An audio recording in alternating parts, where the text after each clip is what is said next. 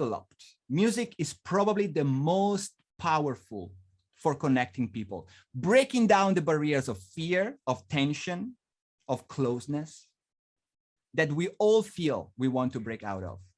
Think about, we are made of 70% of water, right? Think about what music can make in our body. Music is irresistible, and how it works for you, for us, for a young, for an adult in music education is what I want to explore with you today. Okay? So let me ask you a question. You can raise up your hands. Even if I don't see all of you, just raise up your hand. How many of you is a musician? Raise up your hand if you are a musician. All right. How many of you is musical? Raise up your hand if you feel musical. Maybe we can watch the recording later. How many of you, raise up your hand, like music? How many of you like music? Raise up your hand if you like music. All right. So let me tell you that usually in a typical audience, 10 to 15% people, they are musicians. So it means that maybe they feel that yes, they can play musical instruments, right? 30 to 40%, they feel musical, right? And 100% like music, right? 100% of people like music.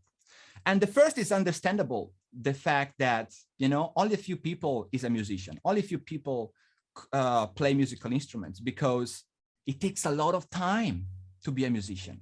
You need time, you need commitment. Not everybody is going to do that, right? The last one is amazing. The fact that sometimes it's neglected by school. Sometimes we don't have music at school, right? But everyone loves it. 100% of the people love music. The one that really concerned me today is this one. Is those 40%, right, that usually say I'm musical. And what about the rest, the 60% or 50% that say, well, I don't feel musical. I don't know. What does that mean, right? The question is, what happened?